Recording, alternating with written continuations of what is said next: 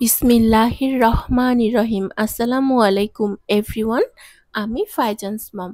আশা করছি আপনারা সকলেই ভালো আছেন। আল্লাহর অশেষ রহমতে আমরাও বেশ ভালো আছি। আজ আমি আপনাদের সাথে শেয়ার করব লাল গমের আটার রুটি আমি যেভাবে বানাই। তো প্রথমে চুলাতে পানি বসিয়ে দিয়েছি, আর পানিটা খুব ভালোভাবে যখন গরম হয়ে বলক উঠেছে তখন আমি অ্যাড করে দিচ্ছি লাল গমের আটা। দিয়ে খুব ভালোভাবে নেড়েচেড়ে নিচ্ছি যাতে করে দলা পাকিয়ে না যায়। অনবরত নাড়াচাড়ার মধ্যেই রেখেছি। আর হ্যাঁ, আটার সাথে আমি কিন্তু স্বাদমতো লবণও দিয়েছি।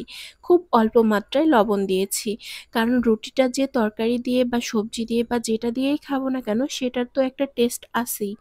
এই জন্য রুটিতে আমি অল্প পরিমাণে লবণ দিয়েছি। আর হ্যাঁ, লবণে কিন্তু রুটির স্বাদ একটু হলেও বাড়িয়ে দেয়।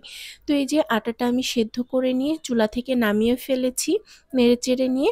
আর এখন আমি কিচেন কাউন্টারের উপরে আটাগুলোকে ঢেলে নিচ্ছি, মানে আটার যে খামিরটা সেটা আর কি।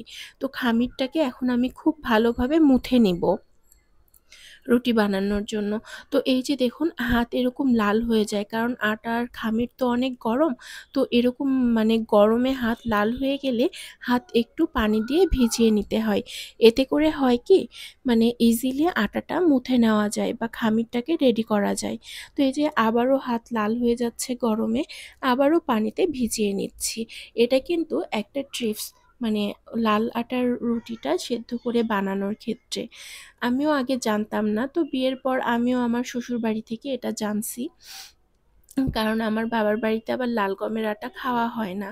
তো এই যে আমি আটাগুলোকে এক একটি টুকরো করে নিচ্ছি, আর রোল করে এক এক ভাগে ভাগ করে নিচ্ছি, যাতে করে খুব সুন্দরভাবে আমি রুটিগুলো বানিয়ে ফেলতে পারি।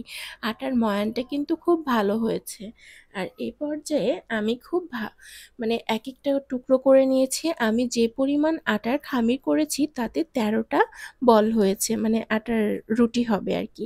তো এই যে আটা ছিটিয়ে নিচ্ছি, শুকনো আটা, আর সেই আটাতেই আমি রুটিগুলো গড়িয়ে নিব। তো এই যে দেখুন খুব ভালোভাবে আটা আমি করে নিচ্ছি, কি বলে এটাকে, আবারও মুথে নিলাম, নিয়ে গোল করে ফেললাম। আর এখন বেলুন দিয়ে জাস্ট বেলে নিব। এই যে বেলুন দিয়ে বেলে নিচ্ছি। আর হ্যাঁ, রুটি যদি বেলনা ফিরাতেও বানানো হয় সেক্ষেত্রেও ভালো হয়। আবার চাইলে কিচেন কাউন্টারেও কিন্তু বানানো যায়, সেটাও বেশ ভালো হয়।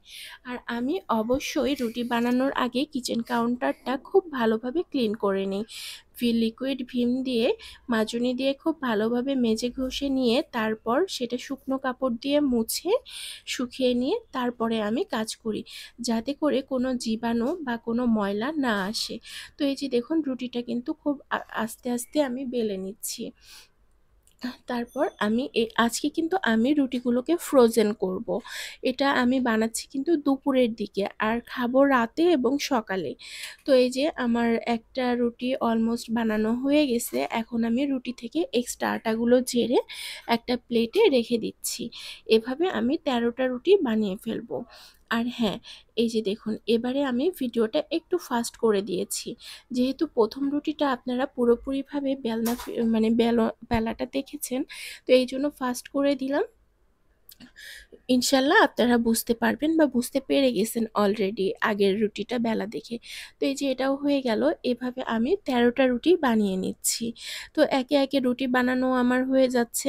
এতে করে হয় কি, রাতের দিকে যখন রুটিটা খাওয়া হয় বা সকালে খাওয়া হয়, তো রাতে গরমের দিন, এখন যেহেতু গরমের দিন হোক বা শীতের দিন হোক, একটু ঝামেলাই মনে হয় কিন্তু রাতের বেলা রুটি বানানো।